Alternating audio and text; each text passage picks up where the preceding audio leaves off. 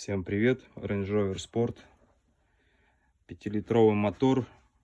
Примерно 40 тысяч километров назад я производил замену муфты изолятора носика нагнетателя.